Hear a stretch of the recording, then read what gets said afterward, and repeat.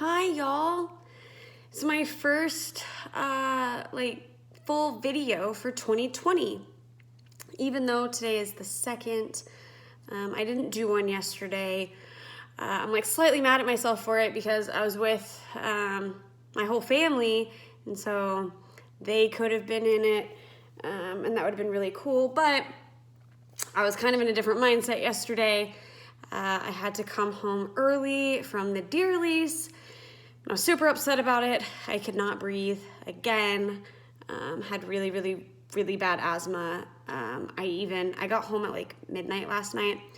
I woke up this morning still feeling it.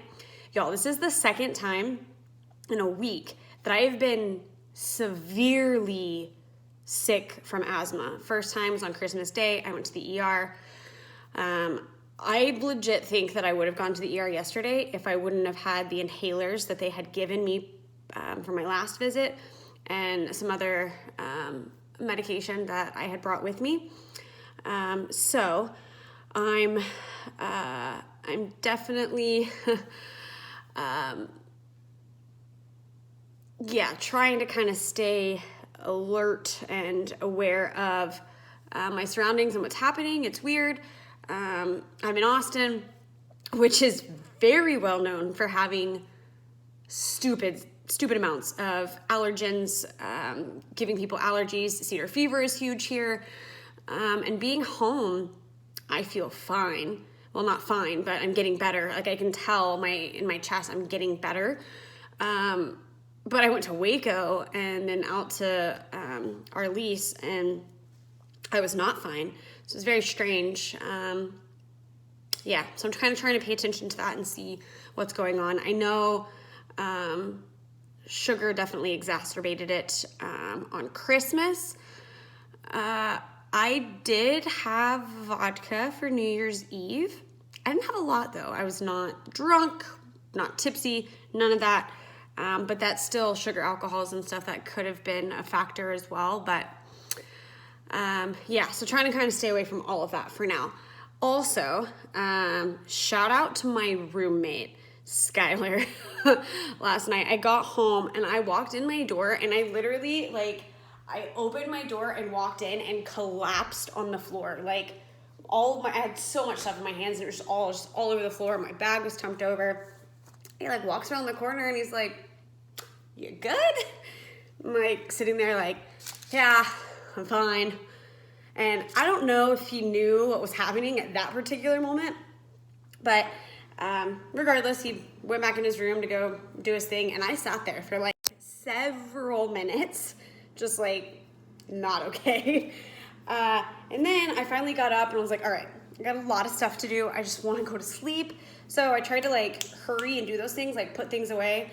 I'm one of those where I don't care what time I get home. I want to put all my stuff away because I don't want to wake up and have to do it. I just really don't like doing that. So I was trying to put everything away, and I almost died walking up my stairs. I live on the 3rd floor, which is why I collapsed when I walked inside. I was not okay. So I'm now running around trying to get all this stuff down, and I'm starting to not be able to breathe again.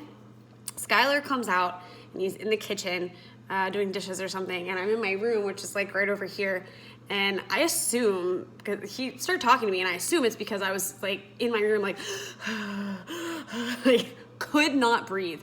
Y'all, this is serious. My chest was so tight. Being anxious when you have asthma is not good. The two things do not go well together. You're just basically making yourself breathe harder. Your chest is getting tighter. So he's like, "Hey, have you ever tried, we call it boxing breathing, square breathing? I don't know." He asked me, and I was like, "No, I don't know what you're talking about." So he comes in my room, puts his phone in my face, and is like, "Look, read this." And it's this square thing with something about breathing on it. All the corners I don't know. But I was looking at it and trying to do it. And he literally sat there, held his phone in my face while basically telling me you need to breathe. And was trying to help me through this. I don't know how long he actually did this, but y'all, it felt 4 or 5 minutes. I looked at him and I was like, "Yo, this takes so much concentration. Oh my God. But needless to say, he helped me legit like breathe and calm down, which is weird because people normally cannot do that. And normally I get like super anxious, but like at this point I'm like, I got a breather. I'm going to like hyperventilate. So yeah, Skylar, thank you. I see you. You're awesome. I appreciate you. Yeah, that shit sucked. It sucked.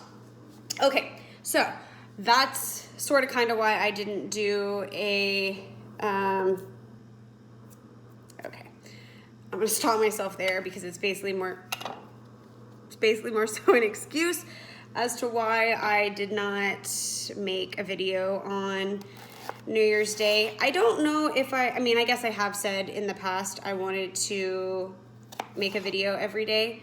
So I did kind of go back on that a little bit. But I'm not super mad at myself for it because I was legit hurting. I was trying to spend as much time as possible with my family, and it turned out that I was more so just being an ass to them because I couldn't breathe. I was getting frustrated, and I was frustrated at the fact that I was leaving early instead of spending time with my family, which just kind of hurt on another level because I don't always get to see them. And this last time on Christmas, I saw them, and then I had to leave early because I didn't feel good. And now there's even more of them together in the same place at the same time, and I'm having to leave early. So yeah, it was just a frustrating situation, but surprisingly, for whatever reason, they dealt with me. That's super nice of them. So yeah, I didn't post yesterday. But on my way home, I had like an hour and 45 minutes of driving, and I decided I would listen to, instead of recording a video because it was super dark outside, no ma'am, what? It was super dark outside. I'm driving where deer could basically be running across the road at any time, and I'm making bone broth, just so y'all know, so I'm putting ginger in it. This is cool. Yeah, but I really needed to pay attention to the road and kind of stay alert. So hopefully my mom's watching this, and Mom, I did not record a video on the way home. Instead, I listened to 2 podcasts. I listened to Gary V's number 6 podcast, number 6 in the top 2019. That one, I don't know what it was about that particular, dang it, I threw it on the floor. I guess I should wash it off. Anyways, yeah, I don't know what it was about that particular episode, but I felt a few different things. Number one, less than halfway through it, I was like, all right, I'm listening to this again. I actually kind of, I would like to say that I listen to every single one of his podcasts at least twice. I don't always, for one reason or another, but there's definitely quite a few of them where I'm like, oh, I'm listening to this again. Or I think about it later on, after it ends, and I'm like, hey, I should go back and kind of listen to some of those things because I feel like some things stood out. This one, less than halfway through, I was like, I'm listening to this again. I would have listened to it twice on the way home, but I really wanted to get Trent Shelton in as well, and I did. So I listened to the Gary Vee podcast again today. Yeah, so what's super weird is Gary is very much in your face, very, tell you how it is, doesn't care what you think, super direct. Yeah. What's funny about that, actually, now that I'm talking this out in my head, that's so interesting. He reminds me a lot of how my dad was when I was little. My dad is he's calmed down a lot in the last few. I'm going to put turmeric in my bone broth. I didn't know that this is what turmeric looked like. I found it today at the store and was like, I gotta buy that. I've never cut it, so we'll see how this works. Anyways, yeah, my dad's calmed down a lot in the past few years, but he was definitely very much like in your face and very loud, very this is how it is kind of thing. And I definitely have a lot of those same qualities and characteristics. Which ironically, when I asked people, I asked y'all a while back, like, what do you think makes me stand out, or what about me stands out? Something that I got from kind of a mix between Gary Vee and Trent Shelton again. A lot of people said that kind of, you don't care what people think, you tell it how it is, realness side of things. So I definitely have a lot of that. So maybe that's kind of why, like I get it from my dad. So maybe that's why I'm going to say what I'm going to say. But I didn't think about that until just now. So I got in the car last night to drive home, and my family, I love them so much, but like I can't breathe, right? I'm having slight asthma attacks over and over again, which is why I'm leaving the deer lease. And it's super dark outside. It's super late. It's January 1st, all kinds of things, right? So my uncle's like, yo, be careful. I've hit so many deer on this exact same drive. Like, make sure you're paying attention. And my grandma's like, I love you. Be careful on the road. I know you're a safe driver, but just in case, I just want you to be careful. And my mom's like, please let me know exactly where you are. And whenever you get home, text me. And I love you. And all this stuff. And like, they're just, everybody is overwhelmingly like, be careful. Don't, like, make sure you're paying attention to the road, all this stuff. Again, anxiety does not help when you aren't able to breathe. And when you aren't able to breathe, a lot of times, like, that, if they said that to me and I was perfectly fine, I'd be like, yeah, okay, guys. But, like, that shit hit me on another level. And I was, like, super, like, anxious about it. So I asked my dad, who is one of the only people in the entire world who can actually like legitimately calm me down in any situation, any circumstance, no matter what it is.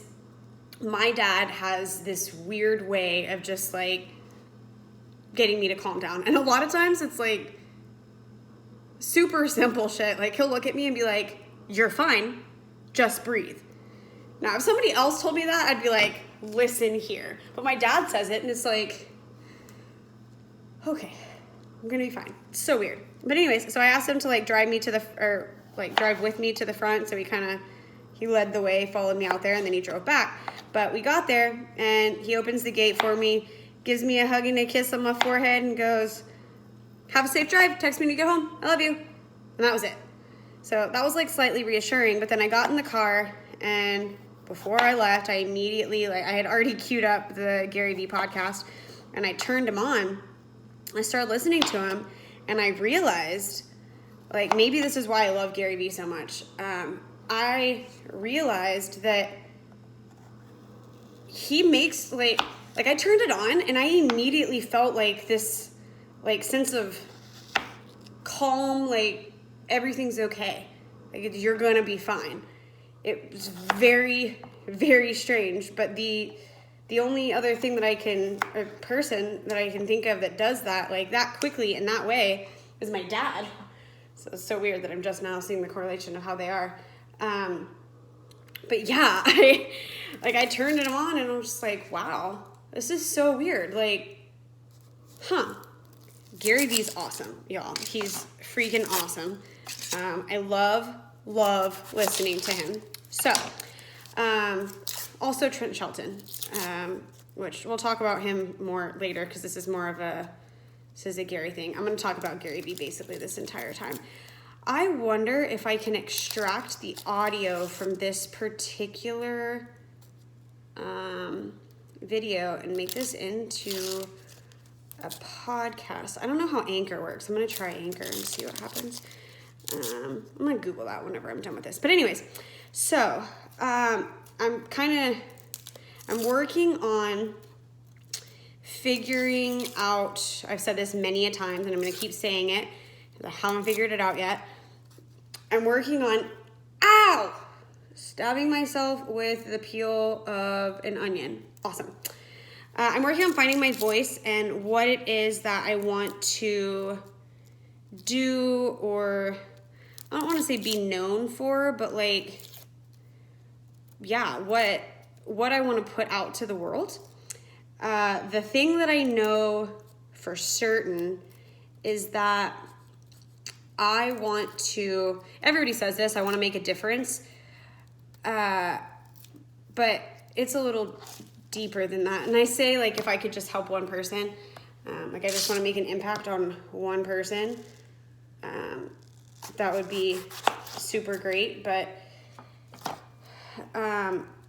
if I'm being honest, maybe this is the Gary Vee talking, I want to make an impact on way more than just one person.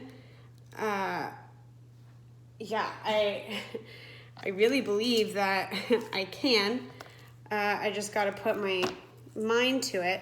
The only thing is, like, how is that impact going to work? Like, what is it that I'm talking about that is impacting people, or influencing them in some way or another? So, I'm working on figuring that out. But I do know, and I keep saying this over and over again, it's definitely something in the, no, I'm not going to say that. It's not something in any particular realm right now, because I have a few things in mind I'm going back and forth between, and I'm not ready to share them yet. Maybe that'll be what my first podcast is. This isn't going to be my first podcast. I just decided. Yeah, I really stabbed myself with an onion. It's so weird, and it hurts. Yeah, we're going to move on because I got ideas of brewing in my head that I'm super excited about. Okay, so moving on. I want to talk about how I've already, I think he could confirm this, I'm already impacting somebody and I'm super excited about it. It's more so, it's basically Gary Vee, but not impacting him. That would be awesome. But it's through Gary Vee, or with the help of Gary Vee. So I have a cousin, which is funny. On Christmas Day, his grandma called. He's actually like my third cousin, but I say that he's my cousin, so whatever. That doesn't even matter. Anyways, we're talking to his grandma, who's my aunt, on Christmas Day, me, my mom, and my dad, and talking about her son is his dad. That's so confusing. Anyways, basically like talking about like, hey, how is he? How are they? All that kind of stuff, like good. And it just reminded me, like I used to be, or I feel like I kind of am, pretty cool with and pretty close to his dad, just my uncle. Yeah, so we've always had a pretty good relationship. I'm like, man, I miss them. I should definitely text them. So I was going to text both my uncle and my cousin, and I got sick on Christmas, so completely forgot. The next day we made gingerbread houses, and it just slipped my mind. Just had a lot of other things going on, so I didn't. So I think December 27th, he reached out to me, ironically, on Instagram, out of nowhere. I have no idea why he did. He sent me something about eggplant parmesan that I used to love and eat all the time, and he was like, yo, I had it, it's really good. But super random, and I was like, yo, hey, I was gonna reach out to you. How are you? How's it going? So I've been talking to him. He is an 18-year-old broke college kid, right? First of all, he's like super smart. Yeah, I didn't get those genes in the family, somehow. Like when I say super smart, I mean, he's like, he's majoring in like, I don't know, biochemical engineering or something. If I got that right, that would be awesome. And then minoring in maybe mathematics, and also minoring in some other kind of medical sciencey something. I don't know. He's freaking smart, y'all. Freaking smart. But he doesn't have a job, which is fine. But he's a broke college kid. So, we were talking about like how you could basically like what kind of job you could get or whatever. Like, yo, you should like work in a lab or whatever. And I've been talking about Gary Vee all over Instagram for a while now. And I'm sure he probably saw some of that. And he asked me like, who is this or something? So I start telling him like, oh my gosh, this guy is amazing. So we've been talking back and forth about how Gary Vee is like super, super awesome. And then I don't know how he asked me like what I was doing one day or something. And I'm talking about like selling stuff. And I'm like, selling a whole bunch of my stuff. And I just so happened to make, I made like $270 in like 2.5 days selling stuff I already owned that I didn't use. That's really cool. And he's like, what? That's awesome. Whatever. And I was like, yo, you could totally do that. Because like his class schedule, having like being a freaking genius and getting a major and 2 minors or whatever the hell he's doing and being all smart and shit. His schedule is like all over the place. So he doesn't, like, a part-time job may not be in the cards for him, and he probably should be focusing on all of that crazy schoolwork anyways. So I was like, yo, this is a great idea. Like, this is how you could make money. You could essentially just like go to the free thing on Craigslist and just like pick up stuff for free, right? And then go sell it somewhere. I'm like trying to tell him like Gary Vee does this shit, right? And I kind of sense that he's just kind of like, okay, Christine, whatever you say, like, you're full of shit kind of thing. So I thought about it and I was like, yo, you should totally go to YouTube and Google Gary Vee Trash Talk. Watch episode 1. Like, I'm telling you, like, this is where it's at. I'm totally serious. So, still kind of feeling like he's not really into what I'm saying. I was like, bro, like, Gary Vee is a he's a multimillionaire. I don't know how to say that, but you know what I mean. And he still does this shit. Like, because why not? Because he likes to. And he was like, really? No way. It's like, I'm dead serious. Just go watch the video. Just watch one of them. See what happens. So he watches this video. And I don't know if it worked or not. But to sum up this story, he already had the Nextdoor app. And I told him, like, yo, Facebook Marketplace is the shit. OfferUp is the shit. You can go pick stuff up anywhere. He found on Nextdoor or Facebook Marketplace or something, I don't know. He found somewhere that somebody was giving away 2 paintball guns or something. I don't know anything about that stuff. But giving away 2 free ones, and he's going to go pick them up today at 5:30. I'm so excited for him. He's going to go pick them up and he's going to sell them. And he already posted stuff on Facebook Marketplace that he wasn't going to use anyways. And he's selling that stuff. And he's already gotten multiple people that hit him up for it. Yo, I'm so happy for you. I'm pretty sure he's listening to this. I think that he listens to my YouTube channel. I'm not 100% sure, but he might.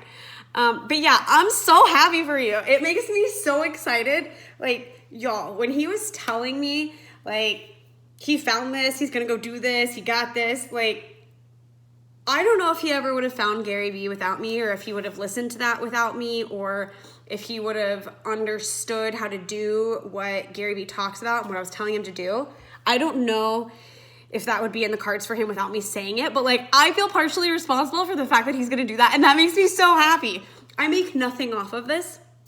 I mean, I'm doing it myself, so I make money off of that. But I get zero out of him doing this or being successful, except for the fact that I get something out of it because I feel awesome. Like, I legit feel so great. He could be a broke college kid today and be a kid making a bunch of money and saving it. I did tell him that he needs to save like 50% of it. I'm 28. I wish I would have told myself that when I was 18. I would have so much money. I spent all of it. I basically spent every dime that I made from 18 to basically 28. So I'm starting right now, which sucks, knowing that I could have done something previously, but it's whatever. I'm just excited that I'm doing it now. But anyways, I'm super, super excited for him. If you're watching this or listening to it, I really hope that you continue. That makes me so happy. The fact that when I was 18, I mean, my parents made me get a job when I was in college, but I was definitely not as smart as you, and I wasn't taking all the classes that you are.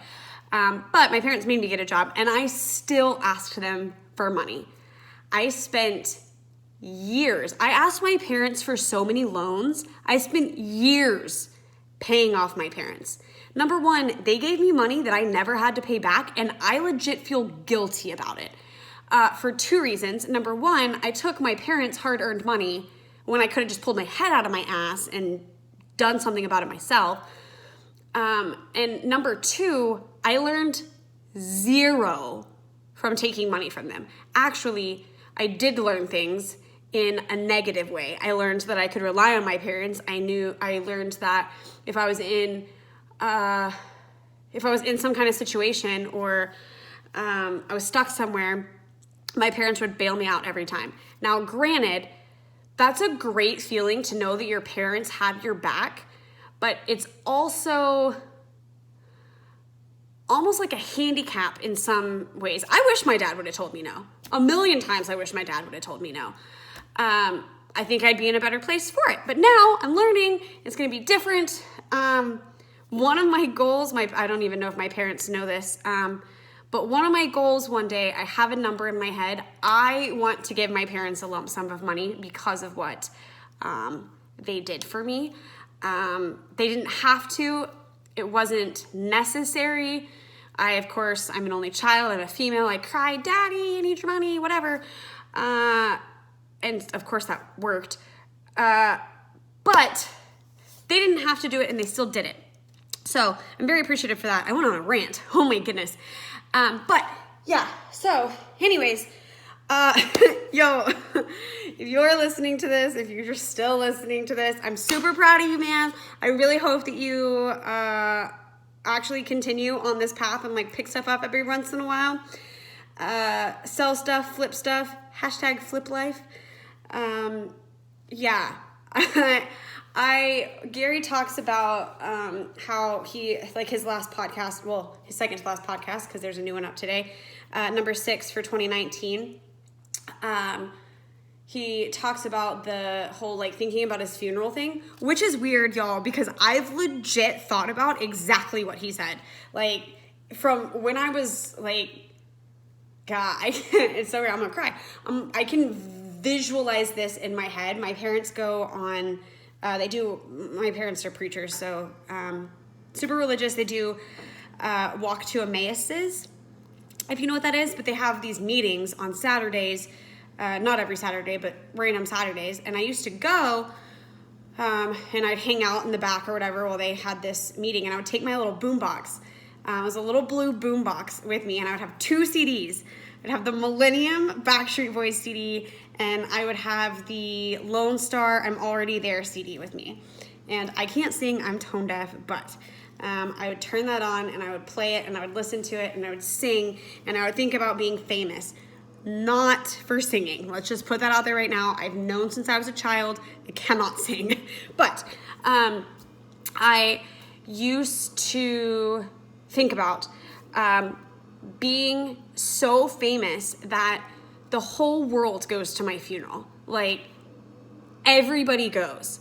It's in like a big giant stadium where everybody like piles in, and then people, like, there's so many people that they don't all fit, so it's broadcast on the giant screens outside, and it's on TVs everywhere. Y'all, this was when I was like 8 years old. I thought about this shit. I'm not kidding. And I've thought about it multiple times in my life, which is really funny. And he said that yesterday, and I was like, wow, I don't feel so stupid anymore. Because it's like, you know, you think about that, and then you start growing up, and the outside world kind of does things to your mindset a little bit, and kind of made me feel like I was super stupid for thinking that. And when Gary Vee said it, oh my gosh, like, I legit, like, I'm driving down the road trying to concentrate, I legit, like, backed up and was like, did he just say, that's so cool? Yeah, it made me super, super happy. So, like, he talks about the reason that people are going to his funeral is not because, like, he did anything other than be nice, that he just impacted their life.